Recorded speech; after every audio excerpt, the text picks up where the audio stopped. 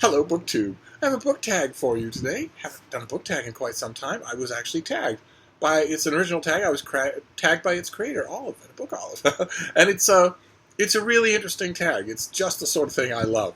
It's called the Boujee Booktuber Tag, and I actually had to Google that term. And it turns out that it's a new sort of fun abbreviation of bourgeoisie, and I guess in its current 2019 incarnation, it refers to money, to spending, and that's what this tag is all about. This is it's a rare departure for Olive into the world of quantitative analysis. Ordinarily, she goes with misty feelings and intuitions, but in this case, she decided to quantify the experience, our experience with books.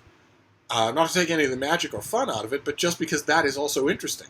And I agree, and I want so many people to do this. She tagged a ton of people. I'm going to tag some people. I want everybody. I want to know. This is exactly the sort of nosy thing I like to know about book people. I want to know the answers from all of you to these questions. So we'll just get right on it. This is about the money side of books. Mostly. There are some wonderful digressions, but it's mostly about the money side of books. As Olive points out, unless you are 100% purely a creature of your library, I know some people who are like that, but unless you are that, then money enters into your book world in some ways. Somehow. Even mine. So, question number one is, what is your average monthly budget for books? And of course, my first response would have been a very snotty one, the one I give on this channel all the time, which is, people buy books? And I don't really have a budget, and the reason why I don't really have like a set idea or God forbid, a number for a book buying budget is because, as you have seen if you watch this channel, almost all of my book reading needs are met without an outlay of money. I am a reviewer. I've been a reviewer for a long time. I know lots of book publicists, so most of my reading comes in the mail, and I have a fairly loyal readership, and it's on a few continents. So, and most publishers and publicists, if they know anything about me, they know that I'm not a high-profile book reviewer, but nevertheless, if they know anything about me, they know not only that if I recommend a book, it's going to be a recommendation a lot of people are going to take, and two, a lot of these people have known me for long enough to know that unlike a lot of the people they mail out books to, I am going to read the book. I'm going to read it and have opinions about it.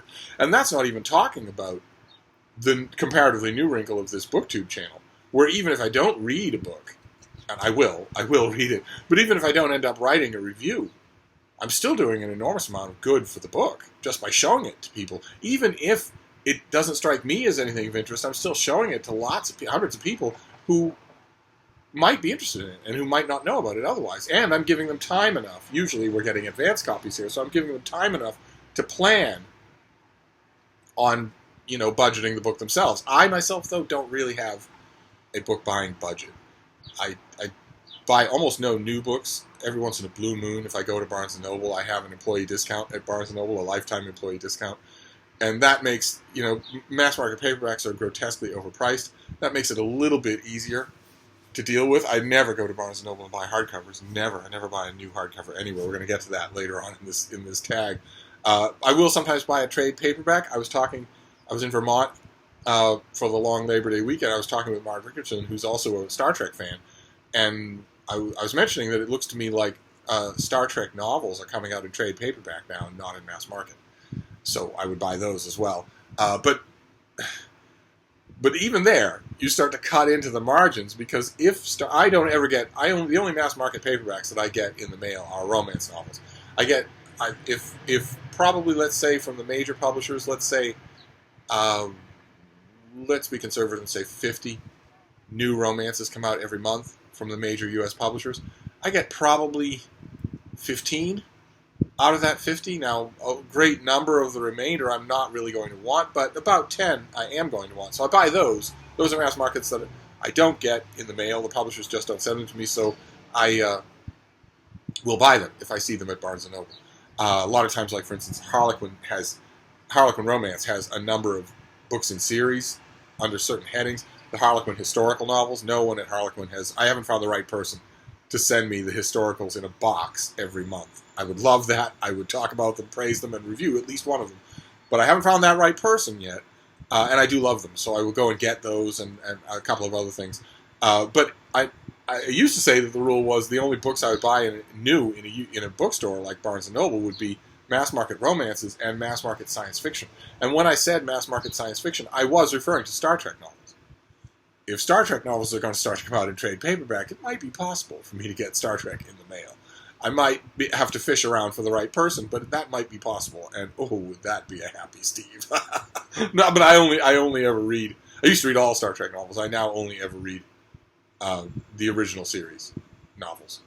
The Voyager novels the Star Trek Voyager novels have moved on.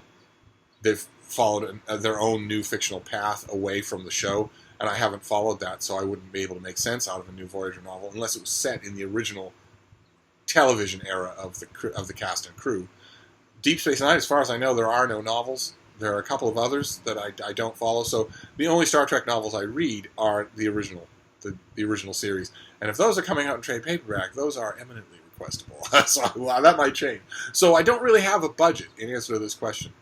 It would be ridiculous anyway. I would not obey it. There have been many years in my life where I would try to have a book buying budget, and I just ignored it. So, question number 2: what's the most you've ever spent in a bookstore? I of course don't know the number. I'm terrible with numbers. It has been quite a bit in one visit, but never on myself. I have a thing I like to do. I've always liked to do it. I absolutely love visiting bookstores with friends and then buying all the books at the end when everybody's picked out their stuff, especially used bookstores. When everybody's picked out their stuff, we all gather back together and head to the registers. I like to then collect all of the books, forcibly or otherwise, and pay for them all myself. I love doing that. Love it. And that can get pricey. If you're dealing with 4 people, all of whom have been shopping under their own budgets without realizing that they were going to have their books paid for. I also I love doing that at used bookstores as well. At used bookstores, it's much harder for me to take no for an answer. I really don't like to be told no. I really like to pay for other people. And let's not even talk about kids. Oh my God. Oh my God. If there's one site that is guaranteed to just pierce me through my transplanted rhesus monkey heart, it is the sight of bookish kids at a bookstore putting things back because they are mentally calculating how much money they have to spend and they don't have enough for it. It's another perfect example of how I would be a disaster as a parent. Just disastrous. And it is almost an autonomous reflex with me. I almost can't help myself that if I am in a bookstore, new or used, with kids, I will buy what they want. Usually, lately, I went for decades just ignoring the parents and just telling the kids, I'm not your parent, you know that. This is a rare event, you know that. You should not expect my behavior from your parents, you know that. They have to pay for your electricity, for your TV, for your food, for your school, for your clothing. I don't have to pay for any of these things, so I don't want a word of this leaking back to your parents. I don't want you holding this against them. And now that we're clear, I would get a whole bunch of little faces looking up at me, nodding, because I don't talk to children like they were children. I talk to them like they were adults, and I would tell them, are we absolutely clear on that? This is not something that you are going to hold against your parents. And when I had universal agreement from all those little faces, I would say, okay then. I know you all came here. You have $5. I know you've been really good all year long and you have $10.50. And what I'm telling you is get what you want. You can keep your money because I'm going to pay for your books. I want you to get what you want, but I want you to want what you get. Don't pick things at random. Don't pick things for whims. This is just a time when if you see something on a shelf that you really want, you can have it. And it's on me. It's my gift. It's my present. It used to be that for years I did that to the kids. I would lead them off and just I would give them the talk, and then I would let them go, and then I would collect them later and astonish their parents. But in the 21st century, you kind of sort of have to check with the parents, so I do. I take the parent aside and I say, I've got this thing. It's that I really, really like to do. I would like to buy what your kids pick out. And then most parents are okay with it. They're a little bit taken aback at first, but it's a thing I absolutely love to do. So my bills at bookstores have sometimes been quite large. whether it's adults or children. It's sometimes been quite large. I am very happy to report that in my entire life, no one has ever seemed to me, unless they're really good actors, no one has ever seemed to me like they were taking advantage of me. No matter how much, no matter how expensive the thing was that they ended up bringing to the registers, I could always sense that they really wanted it. I don't care if it's a trivial thing or a silly thing. I just want them to really want it, not for it to be a whim. So my own bills in bookstores, I don't really care about it, and I don't pay any attention, but I love to do that. I love to do that. Maybe a couple of you actually know that, because I've worked out a whole variety of tricks to trick people into letting me pay for their books. I've worked on a whole variety of subterfuges and whatnot, because people don't like to do it, but I do. I absolutely love it. So anyway, so I don't have a price for question number 2. I don't have a total. It has sometimes been a large number. Question number 3, are you willing to pay full price for a new hardback book? No, absolutely not. A paperback, sometimes, under the conditions that I mentioned, and an eBook. eBooks, oh my God. I will link to Olive's original video. She had a Steve-style rant about the price of eBooks. Worth its weight in gold. I agree with every single syllable of it. They are so egregiously overpriced. No. And I wouldn't do it anyway, because even if you decide to pay that price, I've seen ebooks that were $50. And even if you agree to pay that price, you don't own the book. Thanks to digital rights management, you're just leasing it. It can be removed from your machine at any time. So no thank you. No, not at all. Question number 4. Would you rather buy one new book or several less expensive used books?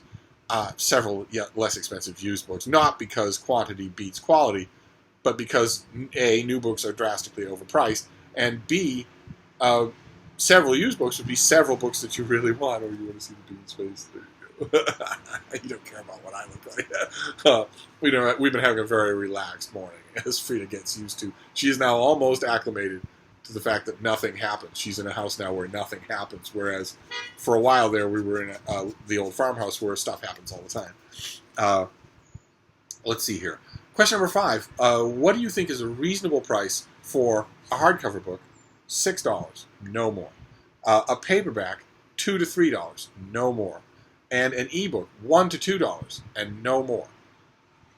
The publishing industry is the first in line to lament whenever the new Pew research comes out saying that the book trade is in decline. They're the first ones to complain, and they're the reason why.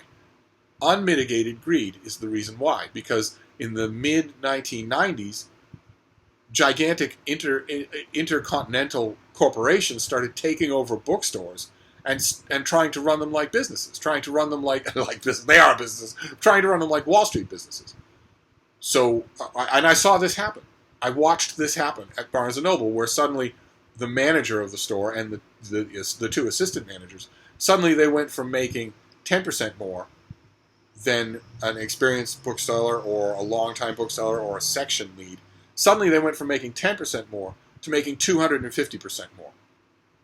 Because the corporations that bought these stores imported all of the bad stuff of the corporate world as well as all of the mercenary stuff. And one of the bad things about the corporate world is that the so-called leadership is paid astronomically more than their workers. A gigantic gap has opened up. And that became the new model for bookstores. You had accountants coming in from the head office, calculating foot traffic, calculating per capita sales, things that had never happened in a retail bookstore before. And that changed the mind frame. And that mind frame then migrated to the publishers who became mercenary. $40 for a new hardcover that costs $5 to make? You could say, okay, well, part of the expense of that is the publicity tour for the author. Plenty of authors from major publishers are told, hit the road, pay for your own gas, good luck to you, God go with you. Plenty of authors are told that. You're told that this is for promotion. How many authors have you seen? Mainstream top 5 published authors lamenting on social media the crappy job their publisher does at getting the word out about their book. They have to do it themselves. And a lot of them are told that make a social media, and we've got a kid who comes in on the weekends. He might be able to help you make a crappy website, and then be sure to flog your stuff. That's always good for sales. So on the one hand, the publishing industry, when pushed to defend its gouging prices, will say, well, it's not just the cost of manufacturing the book. It's all the work we do to support our authors. But in all but 1 or 2% of all cases, publishers have long since abandoned that work. They don't do it anymore. But they've kept the profits. So books are drastically overpriced. No more than $6 for a hardcover. And, as Olive points out in her video, she hints at it, we could go on and on about it, if prices were to come down on all of these things. Paperbacks, I think people rationalize that. They can make do with almost anything. If you can pay $25 or $30 for a Penguin Classic Deluxe paperback because of how pretty it is, you can probably rationalize that for any paperback. But hardcovers, and especially ebooks, if the prices came down to a third or a quarter of what they are now, the profitability would go up. How many people have we heard, just on BookTube in their videos, how many people have we heard say, gee, I would love to buy new books. Look at all the ones that are interesting. But one is my budget, if that. I have no doubt of what Olive said in her video, that the publishing industry would start to show an enormous profit if they did that. But then, if they did that, that would all be back-end profit. If they dropped the prices on the books to start with, then they couldn't give the latest wunderkind drug addict Brooklyn author some unbelievable price tag. I mean, Garth Risk Halbert is a wonderful guy, perfectly nice. He made enough money on the advance of his first novel, City on Fire, to support, in relative comfort, 15, 20 authors. It was an absolutely ridiculous amount of money. And that's not even talking about the ridiculous amount of money that, for instance, ex-presidents get for their books. And that money comes from the gouging price of the original asking. As opposed to the old model of retail bookstores where the original asking was comparatively modest and you hoped to make money down the line. When a book sold, when it became a hot thing. So, yeah, my prices for all of these things are very small. Question number 6. Is a signed book worth more to you? How about a first edition? And no, they aren't. I don't care if a book is signed, and I don't care if it's a first edition. Don't care about any of that stuff at all. Question number 7. What is your most valuable book? And here Olive specifies that it can be either actual value or sentimental value. And I have a very small number, in fact 3. I have 3 books that are not here in Hyde Cottage. They're never in my apartment. They're in a bank deposit box that I have that only has them. It's a climate-controlled bank deposit box. I have 3 books that are valuable as collectible items. I don't know what to do with them. They were given to me under personal circumstances. It doesn't feel right to bring them to the Brattle Bookshop and sell them. So I just sort of let them sit there. They're not deteriorating. They're not aging or yellowing or anything. So I just let them sit there. But as to sentimental value, oh yes. I have books that have deep sentimental value, usually because I knew the author, sometimes helped the author, and the book was given to me. Sometimes a cryptic reference to me is snuck into the acknowledgement section of the book. Or they are inscribed to me, and I will keep those copies. All 3 of the books in that safe deposit box are in that category. They're sentimental as well as financially valuable. But I have others too. I have books here all over the place that are of sentimental value for exactly that reason. Where the dedication is to the wife or the family or whatever. And in the acknowledgement section, down deep in the acknowledgement section, there'll be a cute little line. My favorite one being, how did it say? Oh yes, to SD for minor clerical assistance. I howled with laughter when I saw that, because in that particular book's case, I did not provide merely minor clerical assistance, to put it mildly. But anyway, I have both. The answer to the question is I have both. Question number 8: will you pay more for a cover or edition that you like better? And I was, the first time I saw this question, I was immediately going to get on my high horse and say, no, I don't care about books as physical objects. But enough of you have called me on that over the years that we've been chatting with each other that I've realized that I do. Not as much as other people. I don't believe, for instance, in what's called on BookTube a cover buy, where you buy a book solely for its cover without knowing anything else about it. I would never do that. But I do it. I do it in a limited extent. Like, for instance, if I get a new book in the mail for free to review, a review copy, and then I wait and I get the finished copy, and neither one of them aesthetically appeals to me, but in the time between I have read and loved the book, then maybe I will look on Book Depository, which has a lot of UK editions. The UK edition will almost uniformly be better looking. Sometimes I will do that. It's fun to order books from Book Depository because you put in your order and then, a year later it arrives on your door with postage marks from Hong Kong and Alpha Centauri. I will sometimes do that, and that's neat, especially if I know I'm going to reread the book. If I know I like it, then I might do that. But I keep it to a minimum, except for, what did it say here? Cover or edition that you like better. The only more frequent exception to that rule is the aforementioned Penguin Classic Deluxe Edition, or in fact any really nice deluxe edition of a classic that I of course already own. I have a whole wall of Penguin Classics that is they are the classics that I own. And although I already have the book, because I have a Penguin Classic of it, in certain cases, if I really like the edition, I will get a classic as a double. I would get a duplicate of a classic, even though I have the text. And as Olive points out, you don't even need the Penguin Classic. The text of these things, if that's all you want, is available for free. So online, as an ebook, it's available for free. So it's limited. I try to limit it. Let's see here. Question number 9. What physical characteristics does a good quality book have?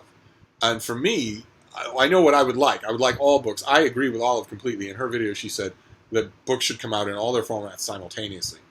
The only reason that they don't is the reason that I mentioned, because publishers are front-loading the cost of these things so that they can afford to pay Arnold Schwarzenegger for his helicopter, so they can afford to pay $18 million to President Obama, so that they can afford whatever ridiculous asking price the latest hot young thing is asking for. The only way they can do that is if they're charging up front a lot. I think that we in America would be much better off adopting a model that exists in most other places in the world, bookish places that I've seen, where it's a nice trade paperback that the book is issued. The book is issued as a trade paperback for $15, $16, something like that. And if you want a hardcover, there's a limited number of hardcovers available. They won't be in a bookstore. They won't be shipped anywhere. That's an extra cost. You can request it and get it. If you want a hardcover first edition for your collection or whatever, hardcovers are being sent to libraries anyway. A limited run of hardcovers, very limited, and an extensive run of much cheaper paperbacks. And for me, that's what I'd like to start with, is that everything is paperback. And trade size, not mass market. And then, in addition to that, I know that the BookTube is bitterly divided on this subject, but I myself like deckled edges. The uneven, the rough-cut edges that are sort of a holdover from the old-style way of printing books on big weaving presses so that you were folding pages and also binding them. I like those. I like deckled edges. And I also like French flaps on a paperback, where the paperback rounds the corner and flaps over. I love those. Absolutely love them. Really, the point of a dust jacket, it's always been sort of elusive to me, except for collectors. A dust jacket, at least in the present day, doesn't protect the book much at all. Not at all. And so what's the bother with it? I would love that. If I walked into a bookstore and saw everything in paperback for affordable prices, I would be very happy, and I believe the publishing industry would be very happy with the results that would happen from that change. But I'm not one to talk, because this place is full of hardcover new releases. So also, I like built-in bookmarks in a book, and I also like the occasional illustrations. There are plenty of illustrators, more than there have ever been before. Go on Instagram or on any of the various job boards and find somebody who's willing to do spot illustrations of your book for a nominal fee. There'll be plenty of people who will take you up on that offer. Plenty of them. And A, it makes your book look nicer, and B, you could be starting careers. I would love that. I would absolutely love that. Question number 10. If you won the lottery, which bookish things would you do with the money? I could answer this question all day long. I really could. A million things came to mind.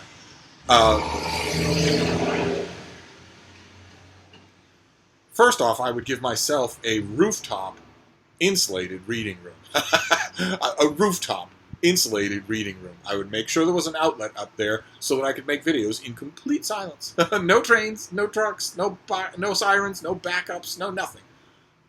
An insulated reading room up on the roof. Except it wouldn't work here at High Cottage because the roof is all pointy. There are no flat spots. But I'm sure I could find someplace. maybe build a little reading cabin out in the back. It's just one tiny room, about the size of a normal bathroom.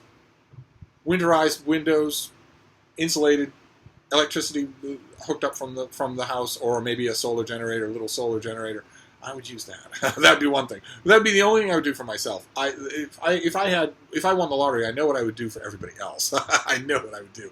First of all, I would talk. I know a few librarians. I would talk with them about organizations that are designed to funnel money to libraries that badly need it, to library communities that badly need money. That's the first thing I would do. The second thing I would do would be I know a bunch of teachers. I know a great many teachers on a couple of different continents. I would get in touch with them to find out about organizations who keep track of school districts that don't have much money. And what I would do with this lottery money is not write those school districts checks, because that ends up in the pork barrel. Too much of it does. I don't want any of it to. Instead, what I would do is establish a relationship with some of the people in the know on the ground in those communities and tell them, find a trustworthy person, basically a bursar, and tell them, what I want to do here is buy a $40 gift certificate for each kid to the nearest bookstore they can get to. And I want to set it up so that we do this regularly, so that we do this about 4 times a year. A $40 gift certificate to those bookstores for each kid every quarter from now on. And that you can see, that if I won the lottery, that wouldn't be trouble with money outlay. No, the problem there would be finding the right way to distribute it so that it's not going anywhere except to its recipients. Maybe I would start local. Maybe I would just walk into a school locally here and say, I got a deal for you. That sort of thing. In a perfect world, it's not the 21st century. It's not the world we live in. Nobody trusts anybody anymore, especially when it comes to kids. In a perfect world, if I made that offer and I proved to the school administration that I was sincere and that the money was there, if they then said, well, good God, this is incredible. Well, how can we thank you? Can we name the program after you or something like that? If they came to me and said, how can we thank you? I know what my answer would be in a perfect world. I would never even bother to suggest it in 2019. But of course my answer would be, there is something you can do for me in exchange. I want to go with them. I want to go with them. I don't just want them to have my gift certificates. I want to arrange a day where we go together. You can have as many teachers as you want if you're worried about me being some sort of cross-country serialized kidnapper or whatever. But I want to be with them when they're making their picks. I want to sit down and talk to them about it. It's so much fun to do that with kids. But in the 21st century, we're all criminals until proven innocent, so I couldn't even suggest it. If I suggested that, the sign of how debased we've become. If I suggested that to a school district, their immediate assumption would be that the reason that I made the offer was to get access to the kids. But this is supposed to be a video about me ranting about the current state of our society, so I won't do that. But that's one of the things I would do with the lottery, with my lottery winnings, would make sure that kids have a book budget of their own. And that it comes from, we'll package it and describe it however you like to soften any kind of perceived slight that it would be to their parents. It's not a perceived slight to their parents. The parents are laying out the money on the important things. What I would like to do is make sure that as many kids as this lottery winning can afford have regular bookstore budgets. I firmly believe that would help them to love books. And I might give books to libraries, but I tend to do that anyway. So even without winning the lottery. In fact, I do a smaller version of a lot of this stuff without winning the lottery. So I guess it doesn't matter. We all have more than we need. So again, I will not lecture, but the smaller version of winning the lottery is always possible to do. So, but anyway, and I could go on. Oh my God, there are so many more things I could do that I could go on. Not really about here at Hyde Cottage. I always say on this channel, and I really mean it, that I am trying to downsize my collection.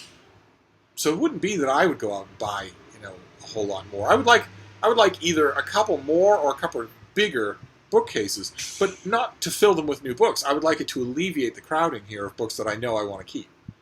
But other than that, not really.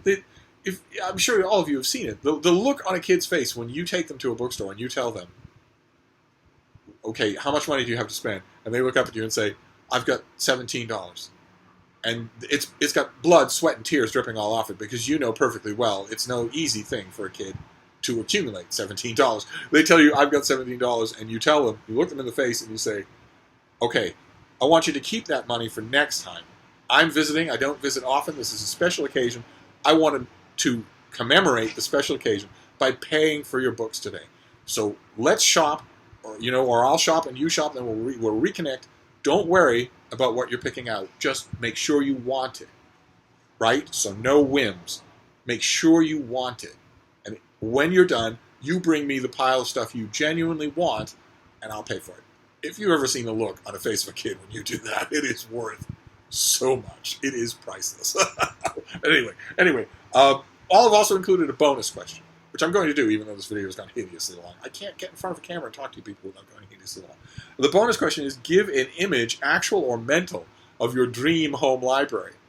And I'm going to put a picture right up here of... Just kidding, BookTube. I can't put pictures up here. I have no idea how to do that. It's possible that sooner or later a tech-savvy person will come to visit here at Hyde Cottage and maybe hook me up with an editing software of some kind, an editing program of some kind that is so simple that I can use it. And if that happens, I will start to insert pictures. Absolutely. I would love that. I don't have anything against it. I'm not a Luddite. I've tried. I've downloaded a few free versions of editing software as one thing or other, and they baffled me. So maybe that will happen. But in the meantime, I don't have to give you a verbal picture. All you have to do is look back in our 2,000 videos together, actually closing in on 3,000. All you have to do is look back on those videos and you will see my dream library, because I make a point, wherever I live, of creating that dream library first. That's the first thing I do. I care about the common areas, of course, like where Frida and I are right now. I care about the rest of the place. I want a relatively working kitchen. I'm not very good at clean. I want a relatively working bathroom. I'm not very good at clean. I want all the rest of it to be relatively working. But the first thing I do is create a perfect room. A room of one's own. That's the first thing I do. It is so important to do that. To have a place where you can close and even lock the door and be in your own perfect space. A space that actually renews you. That is so important. And I do that wherever I go. And if you look at my past videos, you will see what's it called? My ideal home library, my dream home library. It's the little book room. It's the other place where I film. That is my dream home library. There is my small pre-World War I bed, which is hardly ever used for sleeping, but I often use it, the way God intended, for sitting up surrounded by pillows with a sleeping dog on my belly while I read and write. And it is wall-to-wall of the books that I deeply, deeply love. I'm very, very fond of the books that are within earshot now. They're all cringing, but I'm very fond of them. I come out here, I read these books and reread a lot of them all the time. My firm goal is to get rid of the ones I don't reread, and I'm working on it. But the ones in the little book room are the ones that give me life. They're that special kind of book. If push came to shove and I had to, I could jettison this room's books. Be painful, but I could do it in order to keep that room's books. So you have seen a picture, many, many pictures of me. I film in that room sometimes. You've seen a picture of me in my dream home library, so I don't need to put a picture up here, thank God. And that's it. That is the Boujee Booktuber Tag, all about how we spend and value books, how we spend money on them and how we value them, as practically in our budget. And all have tagged a bunch of people, and I haven't memorized that list, and I don't have it in front of me, so I may be duplicating tags, but I wanted to tag some people here as well, and I will leave links to their channels, because some of them I don't think I've mentioned before on this channel. And some of them I might have mentioned verbally, but not remembered to leave a link to their channel. I want you to subscribe to them all, because they're all wonderful channels. Of course, there's Richardson Reads. Of course, there's Mark at Richardson Reads. He has a family, a million responsibilities. Of course, he and his wife both work, but of course, in a situation like that, there are budgets for everything. So I want to hear the answers to all of these things. Although I suspect that in his case and a million other cases, including all the people that Olive tagged, we're going to hear a version of what Olive herself sort of hinted at in her video, which is that you can make a book budget, sure.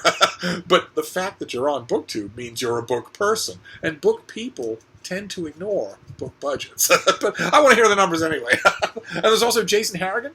He only has a tiny number of subscribers, but he needs much more. And he is a bookish person on the west coast of Ireland, where I once lived. And Todd at Todd's Bursting Bookcase. I want to know the gruesome numbers. Also, Jess at Garden Scriptorium. It's been a while since I saw a video of her. She is an extremely busy academic, so she might not have the time to make videos. But I would love to hear these numbers. She's hinted at a couple of these answers in videos in the past, but I'd love to hear them all. Also, Alex at Whatpageareyouon. And Juan at Just Juan Reader, who is taking, he has a great channel. Those of you who haven't watched it, all these channels are great. Juan is currently taking readers, among other videos, he's taking readers through a read-along of The Goldfinch by Donna Tartt. And it's fascinating. It was a very ambitious thing to do. And I think that in his own way, Juan is helping those of his viewers who may be struggling with the recondite and egghead nature of The Goldfinch. Because it looks to me like in every subsequent chapter overview of his sequence on the Goldfinch, he's unbuttoning one more button on his dress shirt as a sort of a incentive to people who are maybe struggling. Because in addition to being really smart and really personable and having a first-rate singing voice, Juan is also a little easy on the eyes. So maybe that's a well-crafted incentive. Should I do it myself, BookTube? A whole bunch of people shielding the eyes of their children. But anyway, also, a channel called The Serial Reader was an old-school booktuber and then left and now is back. And I think just building a subscriber count all up again from nothing. So a terrific channel. So I will link to all of these people. Who else do I have here? Oh, Jennifer. Insert letter pun here. I'm not sure if she was linked. If she was tagged by Olive, but she's working in publishing and living, in New York City, the heart of the whole world's publishing industry in America. And you might think that that's a match made in heaven, but the first part cancels the second part. The wages in publishing are usually not that good, so I'd love to hear these numbers for her.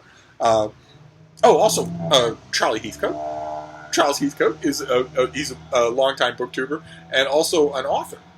He's just come out with his third book, Doris Ahoy. Those of you who have maybe not, if you go to his channel, you'll see he mentions his books. He's written 3 books now. Well, the same character, the same wonderful cast of characters. These are the working definition of feel-good books. The working... Bean, do you mind? I mentioned Charlie's book and you yawn? These are... the main character is a character named Doris, and the books are her... mild-mannered, funny adventures. And I don't know what magic part of his imagination Charlie Heathcote is drawing these books from, but they are absolute winners. Once again, we talk all the time about the indie world. If mainstream publishing in Britain had anybody paying any attention to anything other than the latest import from Nigeria, he would have already been offered a multi-book deal for this series. As it is, he has just continued to put them out, and the latest one, Doris Ahoy, is just out. But I want to hear his answers to these questions. Absolutely, I do. Also, The Bemused Bookworm. I'll leave a link to her channel. It's very, very good, and I don't know anything about, the finances, the financial side of things, and I'm nosy. So I want to know. I'm nosy. And also Sue, at Sue's Book Nook. I can't remember if Olive tagged you, but if she didn't, consider yourself tagged. And I will leave links to all these people below. Look at how long this video is. Just a tag. Good Lord. Obviously, as you can see, someone is not sleeping. She's instead moving all around. That is her body language signal that she wants to go for a little walk. So we're going to go for a little walk. So I will finally end this video. And I will thank Olive for tagging me. And I will see you all soon. Thank you, BookTube.